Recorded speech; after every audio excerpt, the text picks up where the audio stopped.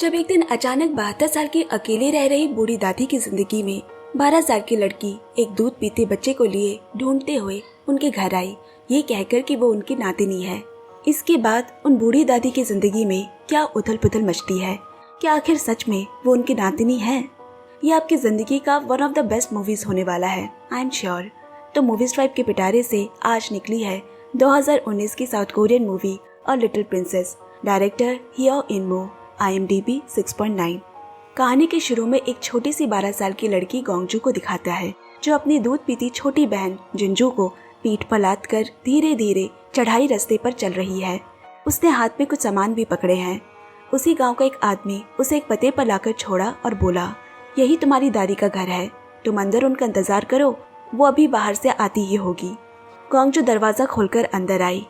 कुछ देर इंतजार करने के बाद एक बूढ़ी दादी अंदर आई और सामने सो रही एक अनजान लड़की को यूं ऐसे अपने घर में देख उसने उसे थपथपाते हुए पूछा, कौन हो तुम बेटा और यहाँ क्यों सो रही हो?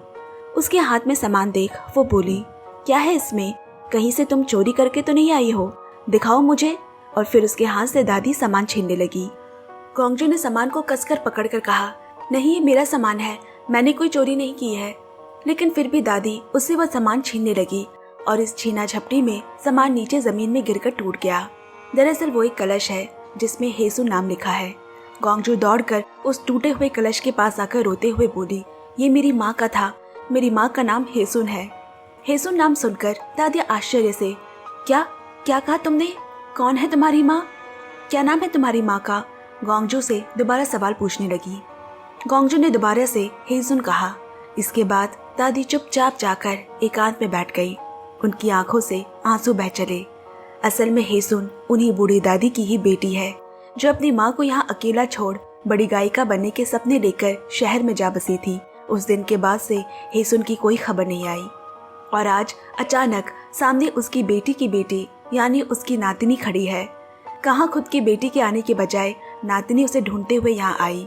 इसीलिए वो गोंगजू और उसकी छोटी बहन जिंजू को अपने घर में रख लेती है। और इसके बाद से ही अकेली रह रही बूढ़ी दादी की जिंदगी में अब बहुत कुछ बदलने जा रहा है। पहले इस घर में वो अकेली रहती थी, पर अब साथ में उसकी दो नातिनी भी है। दादी अपना खर्चा पानी चलाने के लिए अपने हाथों से तैयार किए हुए सामान बाजार जाकर बेचा करती। जो भी थोड़ी बहुत आमदनी होती उससे उनका खर्चा चल जाता। लेकिन अब उन्हें अपनी दोनों नातिनी का भी खर्चा उठाना पड़ रहा है, जो इस उम्र में उनके लिए काफी मुश्किल हो रहा है। यहाँ गोंगजू अब स्कूल भी जाने लगी है, जहाँ ओराम उसका अच्छा दोस्त बन जाता है। लेकिन ओराम को गोंगजू के साथ ज्यादा घुलता मिलता देख क्लास की और लड़कियां उसे जलने लगी और उसे परेशान करते हैं। उन्हें लगा कि गोंगजू कुछ नहीं करेगी, लेकिन गोंगजू भी चुपचाप सहने वाली लड़की नहीं थी। उसने भी जैसे का तैसे जवाब दिया। ऐसे ही धीरे धीरे दिन बीतने लगे और साथ ही साथ गोंगजू और दादी के बीच का रिश्ता भी गहराता गया। गोंगजू, दादी और छोटी बच्ची जिंजू एक परिवार की तरह रह रहे हैं।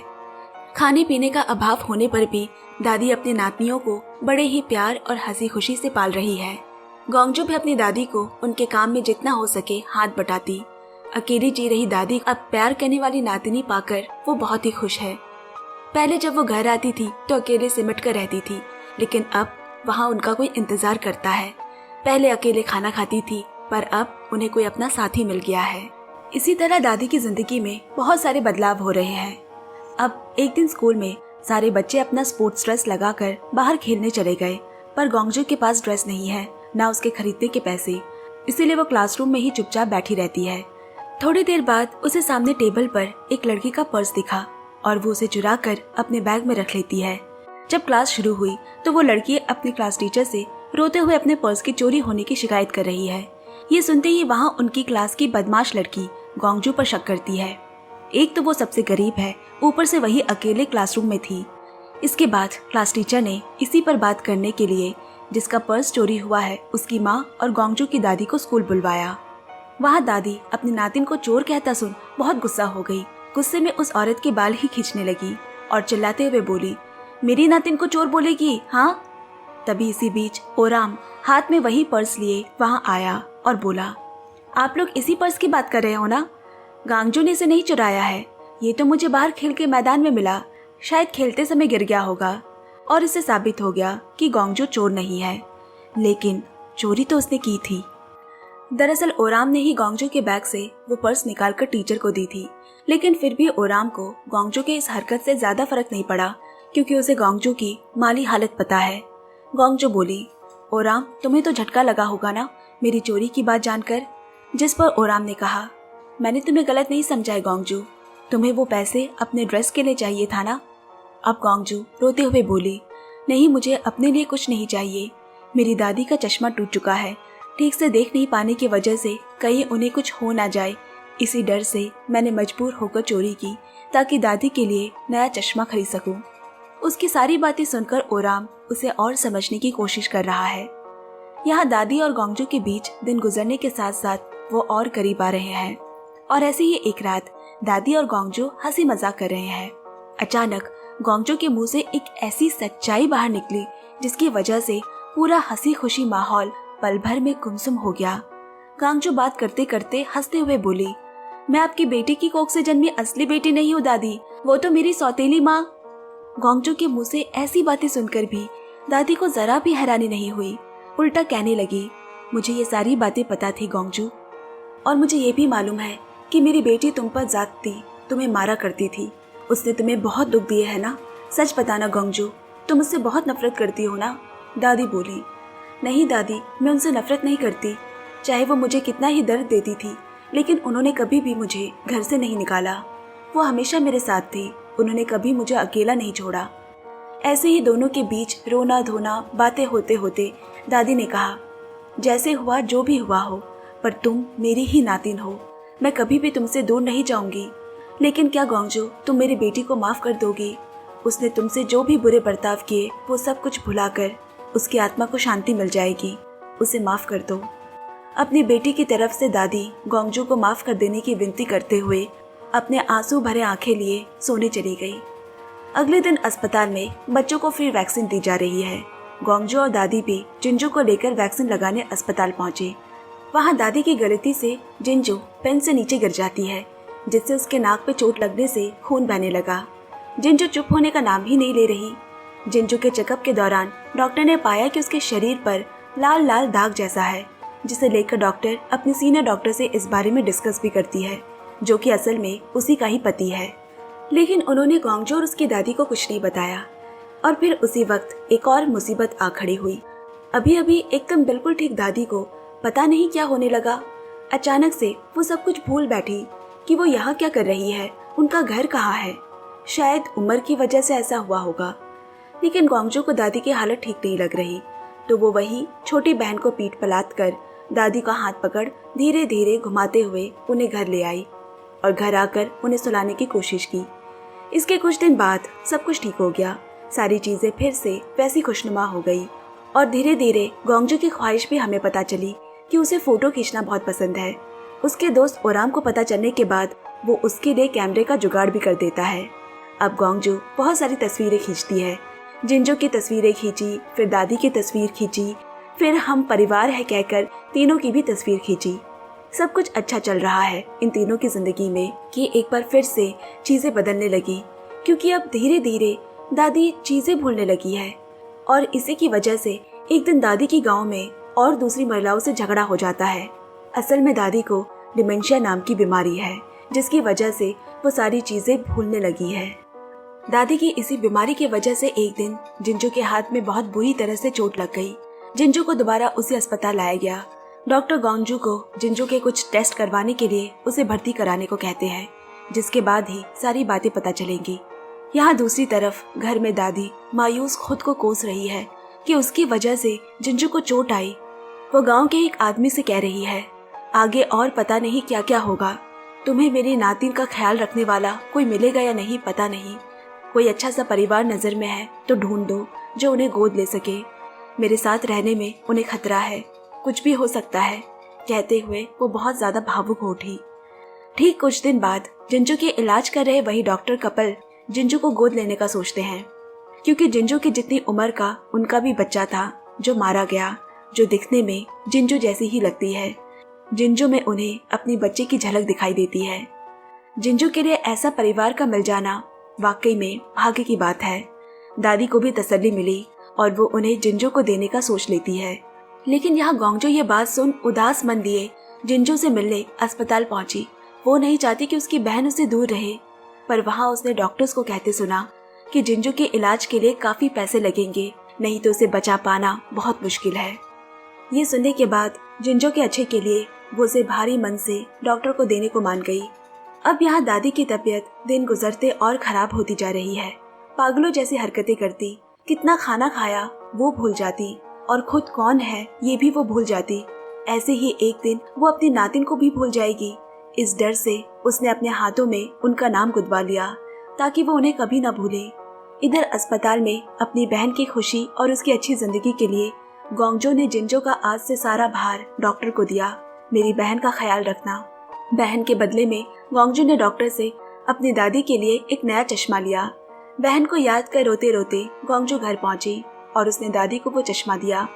दादी, मैं ये आपके लिए लेकर आई हूँ।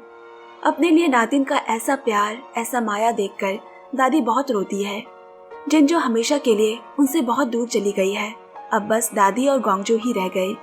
अपना ऐसा हंसता खेलता परिवार बिखरता देखकर दादी अकेले में रोते हुए कहती है, तुम्हारी शादी देख पाना तो नहीं लिखा है, लेकिन तुम लोगों के साथ अपनी पूरी जिंदगी बिताने का सपना जरूर देखा था। मगर मेरी जिंदगी देखो ना, कभी मेरा साथ नहीं देती, वो कभी मेरी नहीं सुनती।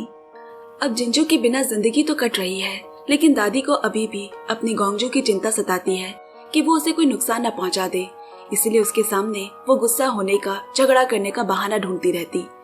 तू निकल जा मेरे घर से, मुझे तेरी शक्ल भी नहीं देखनी, मैं अकेले ही खुश थी। ऐसी सारी मन दुखाने वाली बातें करके चाहती है कि गोंगजो खुद ही यहाँ से चली जाए। यहाँ तक कि दादी उसका हाथ भी काट लेती है। चाहे दादी उसे कितना भी भला बुरा कहे, मारे, पर गोंगजो उन्हें छोड़कर जाने का सोच भी नहीं सकती, क्योंकि वो जानती है कि दादी उसे कितना प्यार करती है। नातिन को इतनी पीड़ा देने के बाद वो भी खुद रोने लगती है और अपना ही हाथ काट लेती है। कितना दर्द हुआ होगा ना गोंगजो को। लेकिन जब ये चीज बहुत ज्यादा होने लगी तो दादी की खुशी के लिए ही गोंगजो ने उन्हें छोड़कर जाने का सोच लिया और उसे भी सौभाग्यवश वही डॉक्टर गोद लेने को तैयार है। दोनों नातिन को एक ही घर में पनाह मिल जाने से दादी के मन से मानो किसी ने भारी पत्थर हटा दिया हो। अब उन्हें शांति मिली। इधर कुछ दिन डॉक्टर के घर में रहने के बाद गोंगजो दोबारा दादी के पास उनकी देखभाल करने आ गई। नहलाते वक्त दादी बोली, गोंगजो, तुमने मेरे लिए बहुत किया है, क्या तुम अब मुझे जाने दोगी? तुम्हें अभी बहुत जीना है, तुम जिंदगी में आगे बढ़ो और अब मुझे जाने दो। दादी की ऐसी बातें सुनकर गोंगजो बहुत रोती है। दादी भी अब ये घर छोड़कर आश्रम में जाने वाली है ताकि उनकी वजह से और किसी को भी खतरा ना हो। समय के साथ उनका दिमाग भी काम करना बंद कर रहा है, सब भूल जाने लगी है। दादी को खुद से हमेशा के लिए दूर जाता देख गोंगजो दादी के चले जाने तक बाहर नहीं निकलती है। घर के एक कोने में बैठकर वो बहुत रो रही है। दादी के चले जाने के बाद गुजरते वक्त के साथ यहाँ गोंगजो भी उस नए घर में खुद को ढालने की कोशिश कर रही है। गोंगजो के नए माँ पापा बिल्कुल अपनी बेटी की तरह ही उसका ख्याल रखते हैं, प्यार करते हैं, लेकिन अभी भी वो अपनी दादी को नहीं भुला पाई है। एक दिन वो अपनी दादी से मिलने पहुंची, जहाँ और भी बूढ़े लोग हैं। कहीं अकेले में दादी बैठकर मफलर बुन रही है। गोंगजो को रोता देख वो बोली, रो क्यों रही हो बेटी? तुम अपने माँ बाबा को ढूंढ रही हो? मत रो, कहकर उसे समझाने लगी। वो पूरी तरह से गोंगजो को भूल चुकी है। गोंगजो रोते हुए बोली, मैंने अपनी दादी को खो दिया है। मत रो बेटी, मैं तुम्हारी दादी से मिलाने में तुम्हारी मदद करूंगी ना, कहकर उसे फुसलाने लगी। तुम्हारा नाम क्या है बच्ची? मेरा नाम गोंगजो है। दादी ये नाम सुनकर बोली, अब मैं तुम्हारा ये नाम गोंगजो कभी नहीं भूलूंगी, मुझे हमेशा याद रहेगा। अपनी ही दादी के मुंह से ऐसी बातें सुनकर गोंगजो दादी को कसकर पकड़कर खूब रोने लगी। इधर दादी के भी आंखों से पानी बहने लगा। अगले दिन गोंगजो ने डॉक्टर के घर में एक चिट्ठी छोड़ी। लिखा है, मुझे माफ कर देना, दादी को मेरी जरूरत है। मेरी जिंजो का अच्छे से ख्याल रखना, मुझे दादी का ख्याल रखना है, इसीलिए मैं जा रही हूँ। इसके बाद गोंगजो दादी को संग लेकर वही पुराने घर में लौट आई और उनकी देखभाल करने लगी। ऐसे ही दिन, हफ्ते, महीने और गुजरता है साल, पर गोंगजो और दादी साथ ही में रह रहे हैं। भूले बिसरे कभी कभी दादी को अपनी नातिन याद आ जाती। एक दिन दादी ने गोंगजो को पास बुलाकर कहा, मैंने तुम्हारे और जिंजो के लिए एक मफलर बुना है, जरा देखना तो। मैं तुम्हारी जैसी नातिन पाकर तो धन्य हो गई। घर पर अकेले रहने वाली, अकेले खाना, अकेले सोना, सब कुछ अकेले करना, लेकिन जब से तुम लोग मेरे यहाँ आई, मेरा भी एक परिवार बना। मैं उस वक्त बहुत खुश थी, लेकिन कभी मैंने तुम्हें ये सारी बातें नहीं बताई थी। आज जाकर मौका मिला है। रोते हुए गांगजू दादी को पकड़ कर लेट गई और ऐसे ही बातें करते करते दादी ने अपनी आखिरी सांसें ली। गांगजू वही पास में लेटे हुए रो रही है, क्योंकि परिवार कहे तो बस दादी ही थी, उसका सब कुछ। वो दिन शायद दादी का आखिरी दिन होगा, इसलिए उस दिन दादी अपने दोनों नातिन जिंजू और गोंगजू को याद कर उन्होंने अपने मन की सारी बातें बताई। अब बहुत साल बीत गए। गांगजू काफी बड़ी हो गई है और साथ ही फेमस फोटोग्राफर भी बन चुकी है। एक दिन दादी का बुना वही मफलर पहनकर एक लड़की गोंगजू से मिलने आई। वही मफलर वो गोंगजू को दिखाते हुए बोली, आखिरकार मैं आपसे मिल ही ली। यहाँ गोंगजू ने भी अपनी मफलर दिखाई। वो और कोई नहीं, वही बच्ची जिंजो है। उसने गोंगजू को दीदी कहकर पुकारा। इतने सालों बाद दोनों अब मिले। दोनों ने जोर से एक दूसरे को गले लगाया। असल में आगे जाकर दोनों दीदी बहन आसानी से मिल पाए, इसलिए दादी ने वो मफलर बनाया था जिसमें उन दोनों का नाम लिखा है। कहानी के आखिर में उन तीनों के साथ में खींची तस्वीर दिखाई गई, जो गोंगजू ने अपने परिवार की तस्वीर तब खींची थी जब वो तीनों बहुत ही खुश थे। और इसी के साथ ये कहानी भी यही समाप्त हो जाती है। दोस्तों, जल्द फिर से मिलेंगे। तब तक सुनते रहिए, सुनाते रहिए मूवीज ट्राइब। और हाँ दोस्तों, अभी तक आपने अगर के ड्रामा 2.0 को सब्सक्राइब नहीं किया है तो जल्दी से सब्सक्राइब कर ले। वहाँ आपको अलग अलग तरह के कोरियन ड्रामे सुनने को मिलेंगे, जो कि बहुत ही रोमांचक, बहुत ही खास होते हैं, जिसकी लिंक नीचे डिस्क्रिप्शन बॉक्स में है। Bye bye, love you and take care.